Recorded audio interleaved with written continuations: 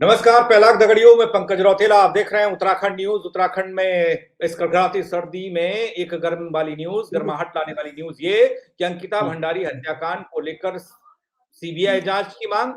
SIT इधर उर्मिला सनावर से पूछताछ कर रही है और एक सवाल अभी भी वो तैर रहा जो 4 साल तकरीबन पहले तैर रहा था कि इस पूरे मामले पर वीआईपी से पर्दा हटेगा। तमाम गुनहगार, कहा गया कि 3 ही गुनहगार थे, वो सलाखों के पीछे चले गए, बाकी है नहीं। लेकिन अब जब शोर हो रहा है तो वो उस चौथे पांचवे की वीआईपी की धरपकड़ के लिए दबाव बन रहा है। उस दबाव के बीच एक कुछ तस्वीर ऐसी भी सामने आई जहां अंकिता के माता पिता मुख्यमंत्री से मिलते हैं। उसके बाद उनका एक पत्र भी वायरल होता है जिसमें साफ तौर पर सीबीआई जांच की मांग और वीआईपी वाले प्रकरण का जिक्र है। और उधर मुख्यमंत्री का एक बयान भी आता है, वो कहते हैं कि बीते 15 दिनों से माहौल खराब कर दिया और प्रदेश का विकास के कामों को पीछे धकेलने का काम किया गया।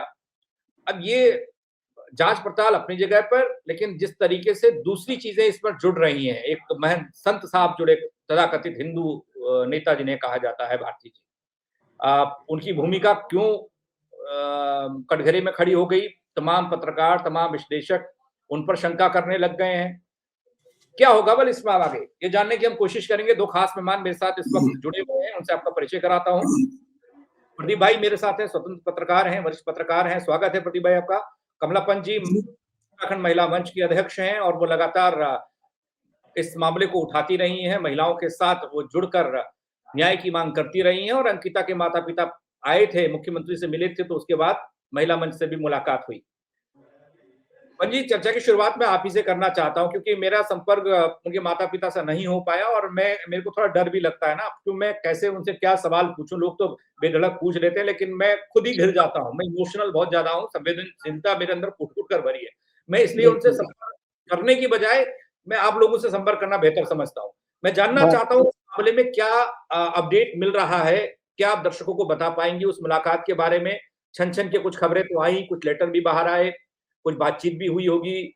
आपको तो पूरा बताया होगा उन्होंने। क्या है इस मामले में नया? देखिए, नया बहुत कुछ नया है क्योंकि मुख्यमंत्री जी ने खुद ही एक बयान 1 दिन पहले दिया था कि अंकिता के माँ-पिता जो भी कहेंगे, हमें वो मान्य है। जी। उन्हें जनता पे विश्वास नहीं था, जनता की जो लगातार जनता सड़कों पे मांग कर रही है। आपने देखा होगा 4 तारीख को बहुत बड़ी संख्या में देहरादून के अंदर लोगों ने प्रदर्शन किया। पूरे उत्तराखंड के हर जिलों में, हर कस्बों में ये प्रदर्शन हो रहा है अंकिता को न्याय दिलाने का। लेकिन तब भी हमारे धामी जो हैं, हमारे राज्य के मुखिया जो हैं, वो जनता की सुनने के लिए तैयार नहीं थे। लोग अंकिता को दोबारा से न्याय के लिए सड़कों पे आ गए थे। लेकिन उनका कहना था कि अंकिता के माँ-पिता जो कहेंगे वो मुझे स्वीकार होगा। ये बात भी बहुत बड़ी बात थी। वास्तव में अंकिता के माँ-पिता जितना मुझे लगता है उनके हृदय पे क्या बीत रही होगी। अंकिता के 3 साल की पूरी जो यात्रा रही है इस बीच में, उसको न्याय माँगने की जो यात्रा रही है, उसमें सबसे ज़्यादा जिस पे प्रभाव पड़ा, दबाव पड़ा जनता का भी और अन्य तरह के लोगों का भी, वो उनके माँ-पिता थे। एक लड़की की पीड़ा, ऊपर से जनता का एक दबाव, लोगों के अनर्गल बयान कि आप बिक गए हैं, आप उन पे लगातार आरोप-प्रत्यारोप और उसके बाद भी एक सामान्य माँ-पिता का डट के खड़े रहना। और हुँ। लगता है कि जिनकी लड़की ने अपने सम्मान के लिए अपनी जान देना बेहतर समझा, ऐसे लड़की के माँ-पिता कितने दृढ़ होंगे, ये हम समझ सकते हैं। और वो दृढ़ता का प्रतीक पूरा जब मैं आज सुबह उनसे मिली, तो मुझे लगा कि मेरे लिए वो बहुत पूजनीय लोग थे। जो अपनी लड़की के लिए वो उन्होंने स्पष्ट तरीके से मुझसे कहा कि क्या कहते हैं अब अंकिता तो जा चुकी है। अब अंकिता के लिए हम क्या माँगेंगे? लेकिन हम ये जो कुछ भी माँग रहे हैं, हम वीआईपी को सामने लाने का जो सवाल कह रहे हैं, वो सिर्फ़ अब अंकिता का सवाल नहीं है, वो उत्तराखंड की आम बेटी-बहन के लिए ये सवाल है।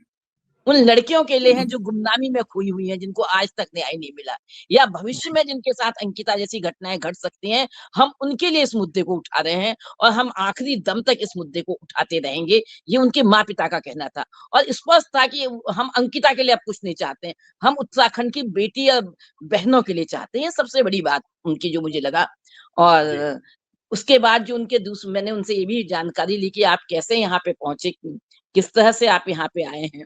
तो उन्होंने स्पष्ट तरीके से बताया कि उनको पौड़ी के डीएम साहब और अन्य का जो फोन आया होगा या जिस तरह से भी वो उनके संपर्क में आए और उन्हीं के माध्यम से उनको देहरादून पहुंचाया गया। यहाँ पे मुख्यमंत्री से मुलाकात हुई, डीजीपी जिसमें थे उनके साथ यहाँ के कमिश्नर थे जिनको उन्होंने मुख्य रूप से पहचाना और बताया, और भी कई लोग थे जिनको वो नहीं जानते थे। उन्होंने कहा इनके सामने ही हमको शॉल पहनाया गया, हमसे कहा गया कि क्या कहते हैं आप क्या चाहते हैं हमें बताएं, तो हमने उनको लिखित रूप से दिया, और जो लिखा हुआ था वो मैंने सार्वजनिक भी किया सबके सामने। और अगर आप कहेंगे तो मैं यहाँ पे भी चैनल पे उसको सार्वजनिक कर सकती हूँ, उस पत्र को, जो पत्र उनको उन्होंने लिखकर। उसमें जो लिखा गया है वो आप सार्वजनिक करिएगा, सीबीआई जांच की मांग न्याय अधूरी रहेगी, क्या कुछ लिखा गया उसमें वो बता सकती हैं आप? हाँ, मैं बता सकती हूँ। तो क्या कहते हैं उसमें उन्होंने बहुत स्पष्ट तरीके से लिखा है कि अंकिता भंडारी के केस को सीबीआई जांच की जाए, उसके केस की। और उन्होंने ये भी बहुत स्पष्ट तरीके से कहा कि सुप्रीम कोर्ट के जज के निगरानी में ये जांच होनी चाहिए। ये उन्होंने बेचारों ने इतने स्पष्ट तरीके से अपने उसमें लिखा है, जो विषय है उन्होंने विषय में बहुत स्पष्ट किया है कि सीबीआई की जांच वो भी सुप्रीम कोर्ट के जज की निगरानी में की जाए, और यही उनकी मांग है। और उसमें फिर उन्होंने और बहुत कुछ लिखा है, मगर यही उनकी मुख्य रूप से मांग थी, जो विषय उनका रहा है उन्होंने यही मांग की है। और मुझे लगता है जैसा मुख्यमंत्री ने कहा है कि हम उनके माता पिता जो भी कहेंगे हम करेंगे, मुझे लगता है वो राज्य के मुखिया हैं, एक नजीर बनाएंगे कि उन्होंने जो कहा है उससे वादा खिलाफी नहीं करेंगे, और इस जो उनकी मांग है उसको पूरा करेंगे। इतना ही मैं अभी कहना चाहूँगा। जी, प्रदीप भाई आपसे मैं थोड़ा-सा पत्रकारिता वाले एंगल से सवाल करता हूँ, क्योंकि बहुत सारी चीज़ें तो साफ होती दिख रही हैं। अगर यही चीज़ है, अब पत्र भी मिल चुका है, तो वो देर किस बात की कि सीबीआई जाँच होनी चाहिए। उर्मिला सनावर एसआईटी के सामने पेश हुई। कल दिन भर ये खबर चलती रही, हम लोगों तक आती रही कि गायब हो गई। शाम को खुद आती हैं, तो पता चलता है कि नहीं, वो तो एसआईटी के साथ बैठी थी। उस दौरान एक बात ये कि मैंने एक प्रेस रिलीज़ भी पढ़ी पुलिस की तरफ से जो आई थी, उसमें ये कहा गया कि अतिरिक्त साक्ष्य नहीं पेश कर पाई उर्मिला सनावर। इस मामले में, अंकिता वाले मामले में सिर्फ एक ऑडियो उन्होंने उपलब्ध कराया है। इस वाले एंगल को थोड़ा मैं समझना चाहूँगा, जाँच पड़ताल वाली बात जो चल रही है, इधर हो रही है। आज भी वो शायद हरिद्वार में एसआईटी के सामने है। पंकज जी, सबसे पहले तो आपका धन्यवाद इस चर्चा में बुलाने के लिए।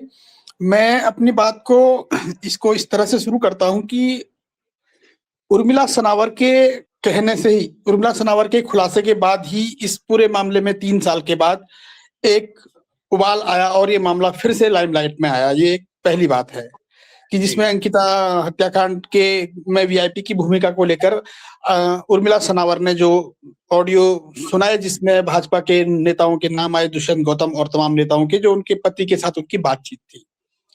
उसके बाद जब राज्य की जनता ने इस मुद्दे को, महिला मंच और तमाम संगठनों ने इस मुद्दे पर जब लीड ली और पूरे प्रदेश व्यापी प्रदर्शन किया, और आपने देखा कि न केवल देहरादून बल्कि दिल्ली और प्रदेश के तमाम कोने कोने में प्रदर्शन हुए 4 तारीख को, और उसके आगे पीछे भी लगातार प्रदर्शन होते रहे।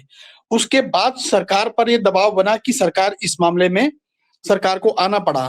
सरकार ने पहले अपने मंत्रियों को, प्रवक्ताओं को भेजा। जब उनसे सवाल पूछे गए, इस बार मीडिया ने भी उनसे कड़े सवाल पूछे, तो फिर खुद मुख्यमंत्री को आना पड़ा। और उसी दिन आप देखिए, जिस दिन मुख्यमंत्री की प्रेस कॉन्फ्रेंस हुई, उसी दिन उर्मिला सनावर की उत्तराखंड में एंट्री हुई एक दर्शन भारती नाम के तथाकथित स्वामी के साथ, जिनका अतीत भी सब लोग जानते हैं। और उसके बाद उर्मिला सनावर का बयान मीडिया में नहीं आया, उससे पहले ही दर्शन भारती ने इस बात का ऐलान कर दिया कि उर्मिला सनावर ने अपने पति के कहने पर दुष्यंत कुमार गौतम का नाम लिया था।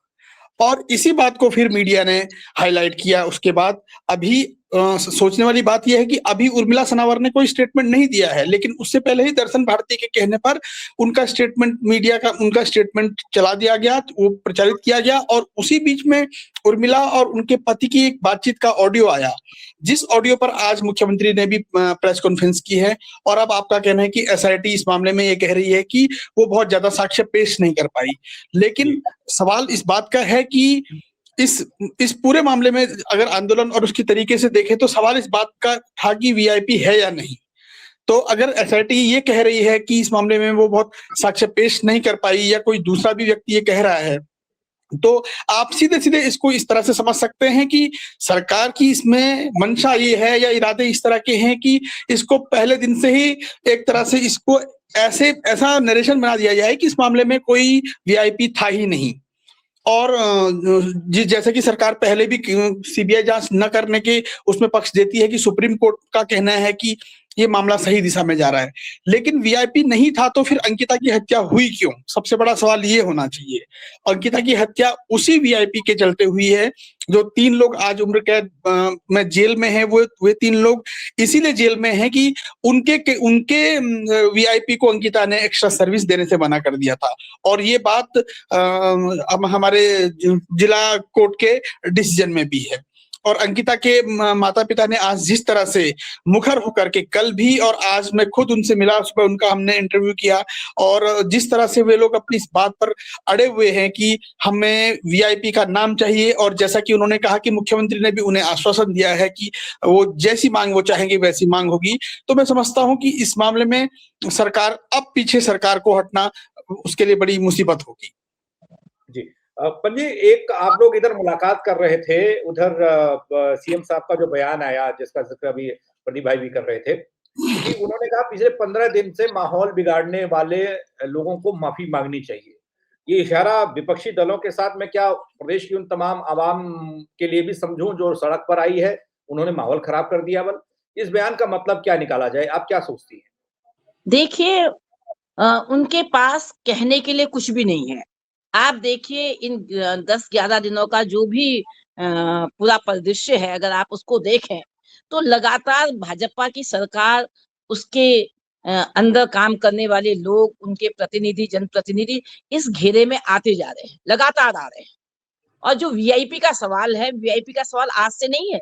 वीआईपी का सवाल जिस दिन से अंकिता की हत्या हुई है, तब से वीआईपी का सवाल लगातार उठ रहा है।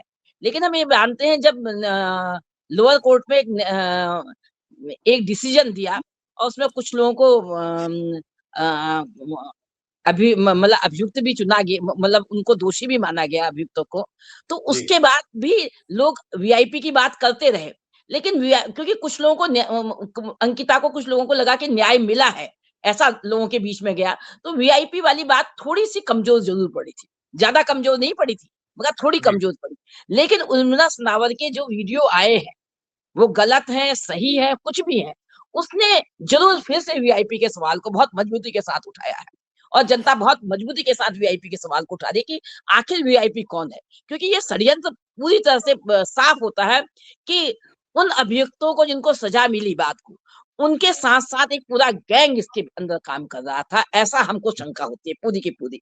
और ऐसा भी लगता है इसमें बहुत सारे लोग हैं इसके अंदर। जिस तरह का उसका वीडियो और ऑडियो आया है, उससे लगता है कि इसके अंदर बहुत सारे लोग हैं और वीआईपी का भी उससे खुलासा संभव है कि खुलासा हो सके।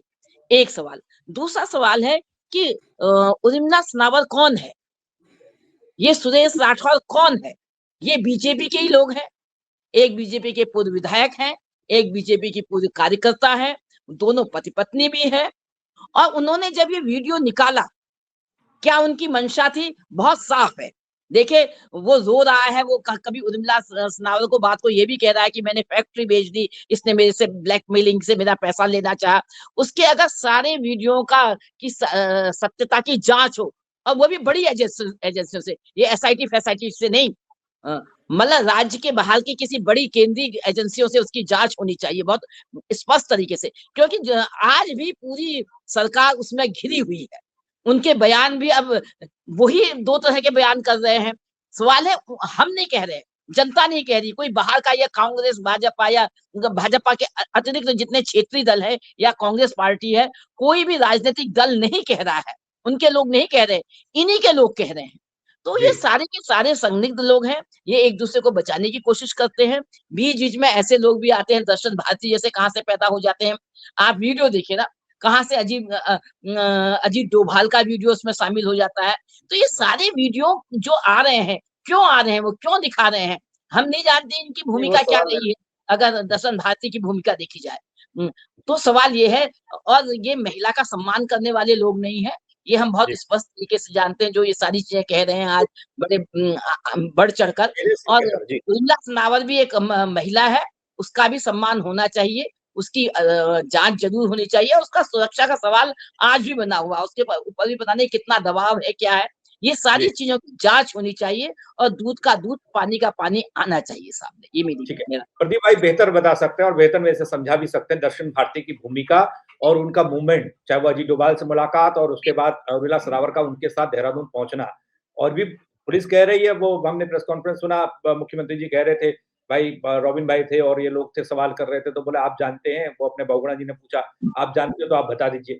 पुलिस नहीं खोज पाई, लेकिन दर्शन भारती ने खोज निकाल कर ले आए। अब ले आए तो ले आए, रास्ते भर में संरक्षण था, यहाँ आकर अलग से प्रेस कॉन्फ्रेंस। मुझे थोड़ा सा इस एंगल को समझाने की कोशिश कीजिए, क्योंकि एक डाइवर्ट करने वाला ये एंगल तो था ही था।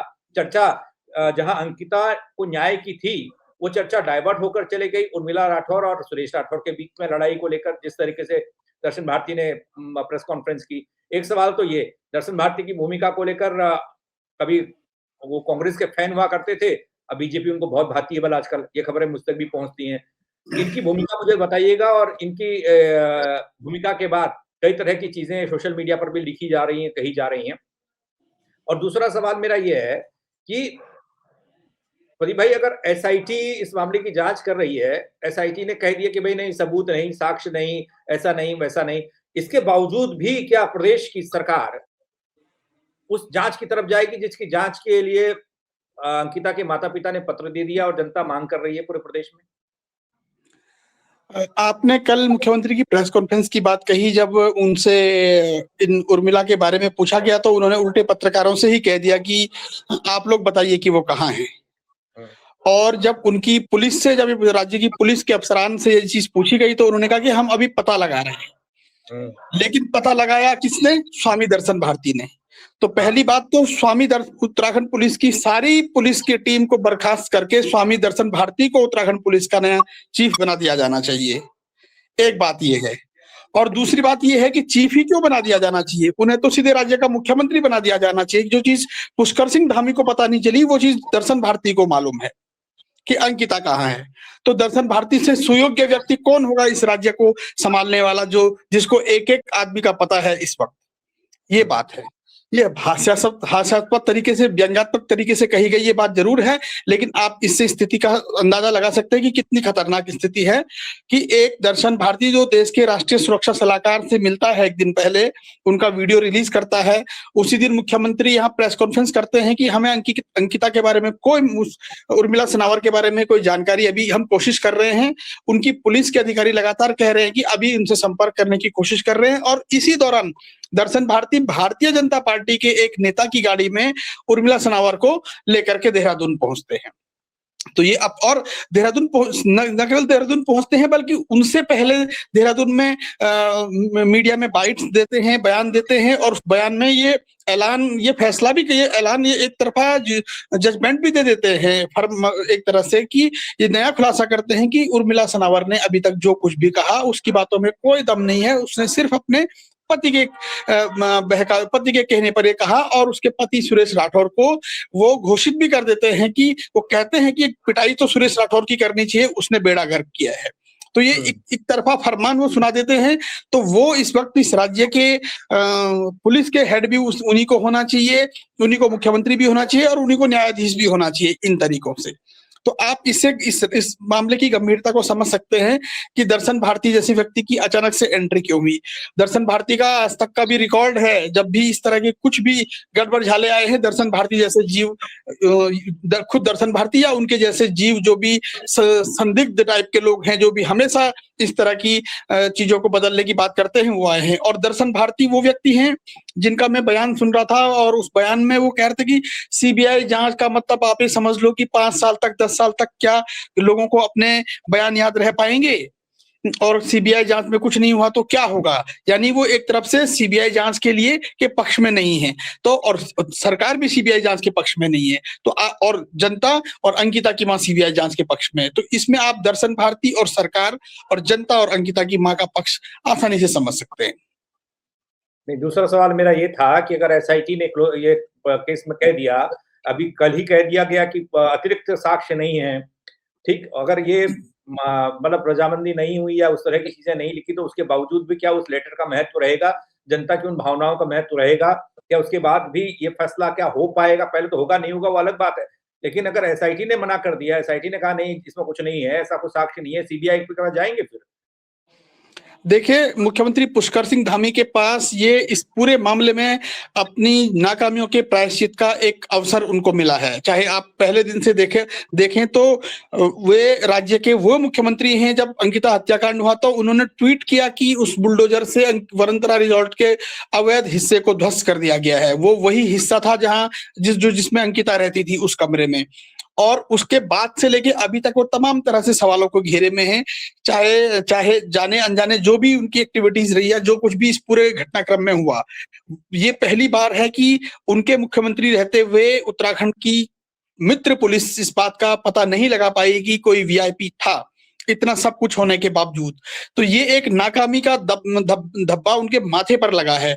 और अब अंकिता की जब मां ये कह रही है कि हम वीआईपी जांच की मांग करते हैं, हम वीआईपी के लिए सीबीआई जांच की मांग करते हैं, लेकिन अगर वो एसआईटी की दलीलों का या तमाम दूसरे बातों का हवाला दे करके इस मांग से पीछे हटते हैं, मुकरते हैं, वो भी तब जबकि उन्होंने खुद कहा है कि मैं उनकी माता पिता की इच्छा का सम्मान करूंगा। पहले प्रेस में भी कहा, कल उनसे मिले हैं और उनकी माता पिता ने आज हमसे जिस तरह से खुद मुझसे उन्होंने कहा कि हमें पूरी उम्मीद है कि वे हमारी इच्छा का सम्मान करेंगे। अगर अब भी मुख्यमंत्री इस चीज को नहीं करते हैं तो जैसे कि मैंने आपसे कहा कि उनके पास प्रायश्चित का एक बड़ा मौका है, वो उस मौके को चूकेंगे और इतिहास में वो अंकिता के पक्ष न लेने वाले, अंकिता के लिए कुछ न कर पाने वाले मुख्यमंत्री के रूप में याद किए जाएंगे। जी पंजीत, ये दक्षिण भारतीय कभी अंकिता के फेवर में बयान देते हुए मैंने नहीं देखे, कभी अंकिता को न्याय के लिए लड़ते मैंने नहीं देखे। चलिए अब आ गए हैं तो इनके बारे में अच्छी बातें तो नहीं, लेकिन इनको कटघरे में खड़ा जरूर किया जा रहा है। उसका क्या फर्क पड़ेगा वो वक्त बताएगा। लेकिन इन सब घटनाक्रम के बीच अब तक जितना भी कुछ हुआ है, अगला रविवार आ रहा है, उत्तराखंड बंद का आह्वान है, चक्का जाम करने तक की बात कही गई, आप लोगों ने एक आह्वान किया, उसके साथ खड़े दिखाई दे रहे अंकिता के माँ बाप भी, क्योंकि उनके पिताजी की मैंने बाइट सुनी थी, देखी थी। उन्होंने कहा कि नहीं आप सहयोग कीजिए, मैं भी हूं, आप भी सहयोग कीजिए ताकि बेटी को न्याय मिल पाए।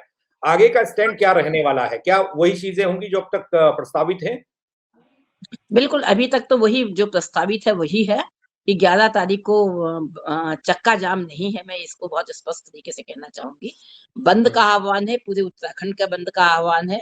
हम ये चाहते हैं कि अंकिता के सम्मान में उसके को न्याय दिलाने के लिए सभी लोग स्वतः इस बंद को स्वीकार करेंगे और पूरा उत्तराखंड स्वतः ही बंद होगा उसके सम्मान में, ऐसा हम चाहते हैं। और हम लोग सभी का आह्वान कर रहे हैं, सभी से बातचीत कर रहे हैं। एक बात मैं ये कहना चाहूंगी और दूसरी बात मैं इसको भी कहना चाहूंगी कि हम इस बात को भी जनता की, ये जनता की बात है, ये मेरी बात नहीं है, तमाम उन जन संगठनों की बात है जो सड़कों पे आज भी अंकिता की न्याय के लिए लड़ रहे हैं, कि हमारे लिए आज भी ये प्रश्न है कि वीआईपी कौन है। और दूसरा प्रश्न है कि वनंतरा के जो साक्ष्य मिटाए गए उसके लिए कौन दोषी है। सरकार ये जब तक नहीं बताती है तो हमारा ये संघर्ष तब तक जारी रहेगा जब तक इन दोनों चीजों का पता नहीं लग जाता है। चाहे सरकारें बदले, चाहे नई सरकारें आए, कोई भी सरकारें आए, क्योंकि साक्ष्य वो उन्हीं को लाने हैं हमारे लिए। तो जांच उन्होंने ही करनी है इस सब चीजों की। तो इन दोनों चीजों पे हम अडिग रहेंगे कि वीआईपी कौन है और वो साक्ष्य को नष्ट करने वाले। ये चीज में थोड़ा सा मुझे इसलिए शंका है क्योंकि शंकाओं में तो ये पूरा केस पहले से ही था कि उर्मिला सनावर के जो बयान हो रहे हैं या जो साक्ष्य उनसे मांगे जा रहे हैं, हालांकि उन्होंने सोशल मीडिया के जरिए खूब दावा किया, खूब हल्ला किया कि मैं दुखी, मेरे में अंकिता की आत्मा आ गई। हमारे अपने देवतुल्य उत्तराखंड में जिस तरीके से जो भावनाएं, जो जिस तरह की तस्वीरें होती हैं, उन तस्वीरों को उन्होंने भुनाने की कोशिश की। लेकिन मैं पुलिस के उस पहले स्टेटमेंट को देख रहा था, उस प्रेस रिलीज को जो पहला ही है इस मामले में पूछताछ को लेकर, उसमें उन्होंने पहले में ही ये कह दिया कि साक्ष्य अतिरिक्त नहीं दे पाए, नहीं पेश कर पाई। अगर उर्मिला सनावर ऐसा कुछ करती हैं तो उसके बावजूद भी ये लड़ाई जारी रहेगी।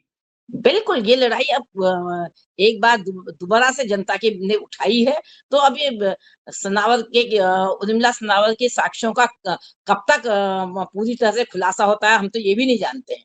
अभी उसके बहुत से ऑडियो हैं, बहुत से वीडियो हैं, उसी के नहीं है, कई लोगों के वीडियो हैं इसके घेरे में।